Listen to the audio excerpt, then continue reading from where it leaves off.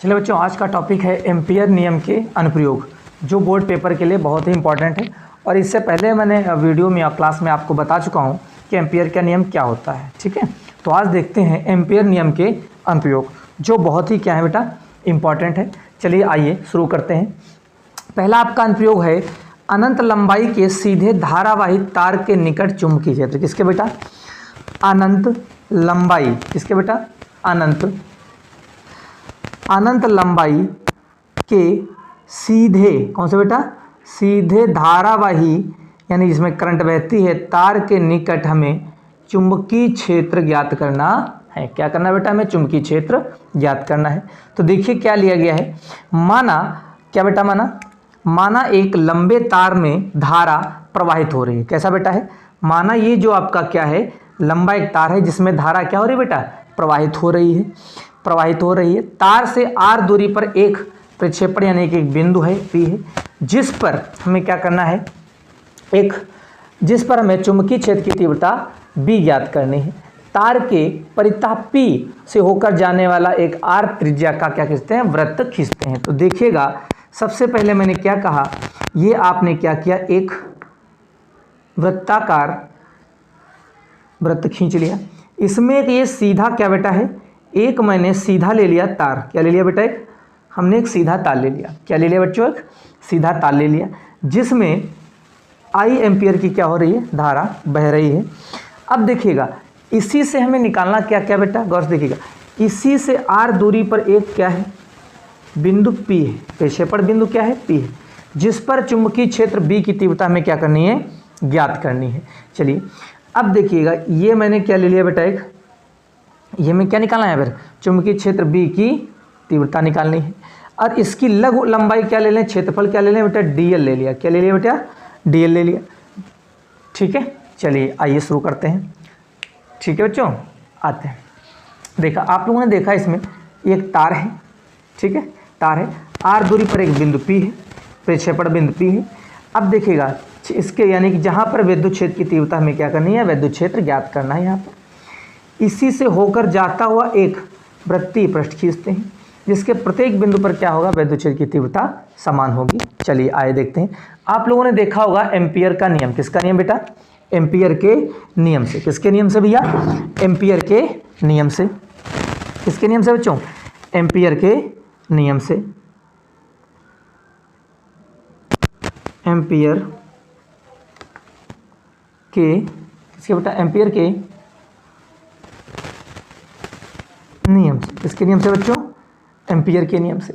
Ampere का नियम क्या होता था आप लोग जानते हो?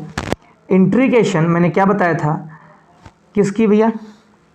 विद्युत क्षेत्र और उसके अल्पांश लंबाई का गुणनफल कुल धारा I और उसके क्या बेटा? विद्युत क्षेत्र यानी कुल धारा म्यू नॉट के क्या होती थी? गुणनफल के बराबर होती है। क्या होती? गुणनफल के बराबर होती है। चलिए आइए देखते हैं। अब देखिएगा, कुल धारा की क्या होती है? बराबर होती है। अब यदि क्या बेटा? यदि वृत्त से घिरी कुल धारा,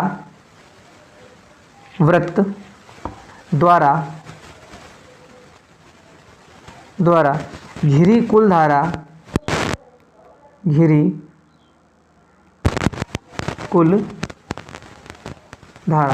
वृत्त द्वारा घिरी कुल धारा I है। क्या बेटा है?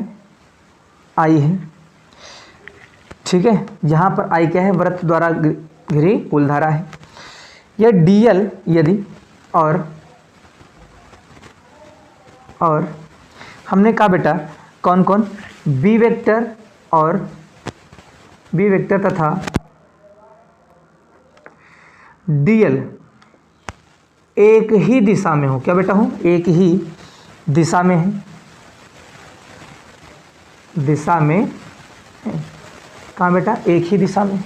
अब देखिएगा, ये और ये दोनों क्या है? एक ही दिशा में है, तो थीटा बराबर मेरा क्या होगा? 0 हो जाएगा। तो यहाँ देख सकते हैं B आपका ये सामने दिख रहा है बेटा, B वेक्टर, इसको इक्वेशन में मान लें, dl बराबर क्या हो जाएगा? Integration B dl cos theta मतलब 0, तो integration B dot D L बराबर क्या हो जाएगा, इंट्रीकेशन बी डी एल क्या हो जाएगा बेटा, बी डी एल हो जाएगा। अब देखिएगा बच्चों, बड़ा आसानी से b को बाहर निकाले, इंट्रीकेशन dl ले लिया, क्या ले लिया बेटा, dl। अब जो dl है, क्या ये एक छोटा सा पार्ट मैं कह रहा हूँ, एक छोटा सा पार्ट है ये, क्या बेटा है, छोटा सा पार्ट है। जब ये छोटा सा पार्ट है तो इसकी पूरी लंबाई यानी कि सर्कमफ्रेंस, ये वृत्त की परिधि तो हो गई, ये पूरी परिधि क्या होगी, 2 पाई r होगी, क्या होगी बेटा, 2 पाई r होगी। तो यहाँ पर क्या आ गया बेटा, b गुणे इस वैल्यू की क्या हो जाएगी, 2 पाई r, चूँकि इंट्रीकेशन dl बराबर क्या होगा, 2 पाई r होगा, क्योंकि ये संपूर्ण की बात कर रहा है। किसकी बात कर रहा है बच्चों, संपूर्ण की बात कर रहा है। तो यहाँ पर क्या हो जाएगा, b बराबर इंट्रीकेशन dl हो जाएगा। चलिए आगे देखते हैं बच्चों, बहुत ही आसान तरीके से। अब इतना तो आपको समझ में आ गया होगा। तो b बराबर समीकरण 1 से, बेटा किससे रख लें हम लोग, समीकरण 1 से। तो इसी में बता दे रहा हूँ, समीकरण 1 से, समीकरण 1 बेटा क्या था, यहाँ पर देखिए आपको ये दिख रहा ना, इसकी जगह पर हमने यही तो निकाला, इंट्रीकेशन b वेक्टर dl वेक्टर, मेरा क्या निकल के आया है, b इंटू 2 पाई r। तो यहाँ पे रख दे हम लोग, तो b गुणे 2 पाई r बराबर क्या हो जाएगा बच्चों, म्यू आई, क्या हो गया बेटा, म्यू आई। और हमें निकालना यहाँ पर क्या है, चुंबकीय क्षेत्र, b रोक लें, बाकी बटे में भेज दें। तो b बराबर क्या हो जाएगा, म्यू नॉट आई अपॉन 2 पाई r। ये आपका क्या है, चुंबकीय क्षेत्र निकल आया बिंदु P पर। चलिए ये आपका बहुत ही ज़्यादा क्या है, इम्पॉर्टेंट है। अगला आपका टॉपिक रहेगा, अगला देखते हैं, अगला आपका क्या रहेगा, चलिए आइए देखते हैं। अगला जो है, लंबी परिनालिका के भीतर, किसके भीतर बेटा, लंबी परिनालिका के भीतर चुंबकीय क्षेत्र क्या करना है, याद करना है। परिनालिका क्या होती है, परिनालिका जो क्या होती है, परिनालिका एक लंबी बेलनाकार कुंडली होती है। क्या होती है बेटा, लंबी बेलनाकार कुंडली होती है, जिसके विद्युत रोधी मतलब इंसुलेटर, जिन पे करंट का प्रभाव नहीं पड़ता, जैसे कार्डबोर्ड यानी कि लकड़ी का होता है प्लाई वाला, वो कार्डबोर्ड हो सकता है। चीनी मिट्टी की नलिका यानी कि नली हो, उस पर तांबे के कई सारे, जैसे चीनी मिट्टी का ये हो गया बेलनाकार, इसके ऊपर ही तांबे के कई सारे तार को लपेट करके बनाया जाता है, उसे हम लोग क्या कहते हैं, कुंडली कहते हैं। तो जो आप देख रहे हैं इस कुंडली, ये एक बेलनाकार कार्डबोर्ड या उसे कह सकते हैं चीनी मिट्टी की क्या है, पाइप है, और इस पर ढेर सारे तांबे के तार को लपेट करके एक दूसरे से सटा करके बनाई जाती है। जब इसको हम लोग क्या करते हैं, बैटरी से जोड़ते हैं, तो प्लस सिरा काहे का काम करता है, साउथ पोल का, और नॉर्थ वाला यानी कि नेगेटिव वाला काहे काम करता है, नॉर्थ पोल का काम करता है। चलिए आगे देखते हैं बेटा, ये आपको समझ में आ गया परिनालिका क्या होती है। परिनालिका एक बेलनाकार कुंडली होती है, जिसकी वैद्युत रोधी जो कुंडली है, ये काहे की बेटा, वैद्युत रोधी होती है। इस पर कार्डबोर्ड की हो सकती है, प्लास्टिक या चीनी मिट्टी, इसकी से बनी ऊपर तांबे के तारों को लपेट करके बनाई जाती है, इसे सप्लाई से जोड़ा जाता है। माना लंबी परिनालिका की प्रति मीटर लंबाई में, किसमें बेटा, प्रति मीटर लंबाई में तार के n फेरे हैं, क्या बेटा, पर मीटर, 1 मीटर तार में जितना, मतलब पर यूनिट में कितने फेरे हैं, n फेरे हैं। और इसमें आई धारा, कितनी धारा बेटा जा रही है, इसमें आई धारा प्रवाहित हो रही है। क्या प्रवाहित हो रही है बेटा, आई धारा इसमें प्रवाहित हो रही है। चलिए आगे देखते हैं। माना एक आयताकार बंद पथ क्या होता है, ABCD है, जिसकी भुजा AB परिनालिका के अक्ष के समांतर है। क्या बेटा है, ABCD एक परिनालिका है जो अक्ष के क्या बेटा है, समांतर है। चलिए आइए देखते हैं कैसे समांतर है, बड़ा आसान तरीका है। हमने कहा चुंबकीय क्षेत्र बेटा क्या होता है, चुंबकीय क्षेत्र। चलिए हम लोग पहले चुंबकीय क्षेत्र बनाते हैं परिनालिका के भीतर। आइए, ये आपका क्या होता है बच्चों, ये मान लीजिए आपका क्या है, ये मैंने बना दिया बच्चों चुंबकीय क्षेत्र। क्या बना दिया बच्चों, चुंबकीय क्षेत्र। और बना लेते हैं थोड़ा, परिनालिका के भीतर का ये क्या है, चुंबकीय क्षेत्र है। चलिए, जब ये चुंबकीय क्षेत्र है बेटा इसमें, तो बड़ी आसान बात, हमेशा पॉजिटिव से निकल के साउथ, नॉर्थ पोल से निकल के साउथ पोल में जाते हैं। आइए देखते हैं, हमने क्या कहा बेटा, आप लोग को दिख रहा होगा, ये चुंबकीय क्षेत्र है, इसी में हमने एक कुंडली ले ली बेटा। क्या ले ली, एक मैंने कुंडली, उस कुंडली का नाम क्या है, आप लोग जानते हो ABCD कौन सी कुंडली बेटा है, ABCD ले ली है, ये वाली कौन सी बेटा, ABCD मैंने क्या ले ली है, कुंडली ले ली है जो आपको दिख रही होगी। क्या ले लिया बच्चों, ABCD कुंडली मैंने ले ली है। ठीक है बेटा, ABCD क्या है, कुंडली। अब देखिएगा ये A है, ये क्या ले लिया बेटा, B ले लिया, ये आपका C है और ये क्या है, D है। ABCD क्या बेटा है, ABCD एक आपकी क्या है, कॉइल है। ठीक है, अब देखते हैं इसमें होता क्या है। अब देखो ये बेटा आयताकार कुंडली है, तो ये कितनी डिग्री होगा, 90 डिग्री। तो ये चुंबकीय क्षेत्र की जो दिशा है इसी के क्या होगी, लंबवत होगी, अक्ष के क्या होगी, लंबवत होगी। लेकिन ये जो लाइन है AB, ये क्या है, समांतर है। क्या बेटा है, इस लाइन की क्या है, ये समांतर है। तो इनके बीच जो एंगल बनेगा, इसके और इसके बीच जो एंगल बनेगा वो कितना बनेगा, 0 डिग्री एंगल होगा। तो चलिए देखते हैं कैसे कैसे आप लोग निकालते हैं। आइए, हमने कहा आयताकार कौन सी बेटा, देखिएगा आयताकार कौन सा बेटा, आइए आयताकार कौन सा बेटा, आयताकार पथ ABCD कौन सा बेटा, आयताकार ABCD पथ है, पथ के लिए किसका बेटा, एम्पियर का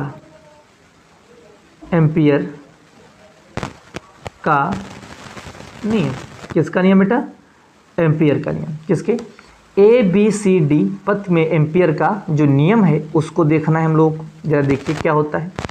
सभी लोग आप जानते हो एम्पियर का नियम कितना बेहतरीन होता है। क्या होता है बच्चों, इंट्रीकेशन B vector dot DL vector बराबर म्यू, और टोटल धारा क्या ले लें, I बह रही है। क्या बह रही है बेटा, I बह रही है। तो चलिए शुरू करते हैं I के लिए। अब देखिएगा आप लोग बच्चों जानते हैं कि I आयताकार पथ में घिरी नेट धारा है। क्या बेटा है, I जो है आयताकार पथ में घिरी, क्या बेटा, आयताकार पथ में घिरी नेट धारा है। क्या बेटा है, नेट धारा है, धारा है। कैसी बेटा है, नेट धारा। धारा मतलब क्या होता है, तो आयताकार।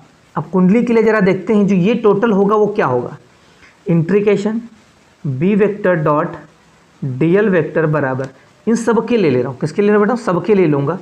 तो इंट्रीकेशन पहले A से B ले लिमिट कहाँ से लेंगे, A से, यानी कि इस साइड के ले रहा हूँ। किसके लिए बेटा, इस साइड के लिए। तो B vector dot DL vector हो जाएगा बड़ी आसानी से, प्लस अगला क्या हो जाएगा, AB हो गया, फिर क्या लेंगे, BC लेंगे। क्या लेंगे बेटा, BC लेंगे। तो B से C हो जाएगा, क्या हो जाएगा, B से C हो जाएगा। B vector dot DL vector, plus उसके बाद क्या लेंगे बेटा, CD लेंगे। क्या लेंगे, इंट्रीकेशन C से आपका क्या हो जाएगा बेटा, D हो जाएगा।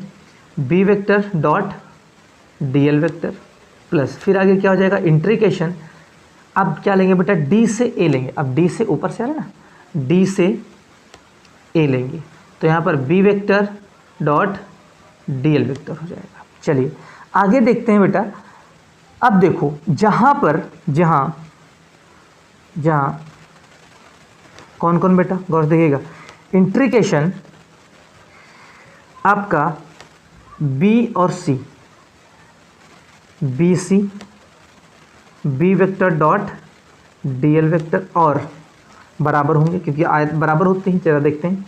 और इंट्रीकेशन कौन कौन हो जाएगा बेटा, D से A, कौन सा बेटा, D से A वेक्टर। कहाँ ले रहे हैं बेटा, D से A वेक्टर देख रहे हैं, D से A vector, B vector dot DL, ये बराबर 0 होंगे। क्यों 0 होंगे, क्योंकि इनके बीच बेटा क्या होता है, 90 डिग्री है। क्या बेटा है, 90 डिग्री। और अगर साइन 90 की वैल्यू क्या, कॉस 90 की वैल्यू क्या होती है, 0 होती है। क्योंकि आप लोग जानते हो ये 90 डिग्री, कितने डिग्री है बेटा है, 90 डिग्री है।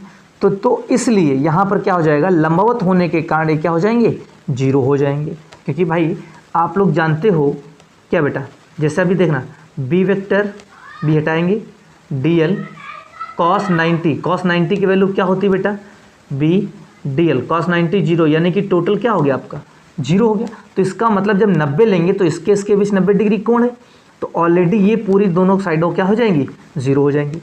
अब ए बी जो है, A B C D, A B से सी डी बहुत दूर है, इसलिए इस पर जो चुंबकीय क्षेत्र होगा वो बिल्कुल नगण्य होगा। क्या होगा, नगण्य होगा।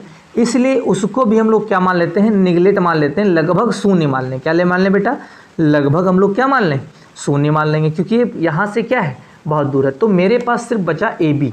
क्या बचा बच्चों, ए बी बचा। तो जब ए बी बचा तो मेरे पास क्या निकल के आया, देखिएगा आपका, मेरे पास सिर्फ क्या बचा, ए बी। देखो बी सी मेरा जीरो हो गया और डी ए भी जीरो हो गया। और ये ए बी से बहुत दूरी पर है, इसलिए चुंबकीय क्षेत्र क्या होगा, बहुत यहाँ पर नगण्य होगा, इसलिए इसको हम लोग क्या कर लें, शून्य लगभग मान लें।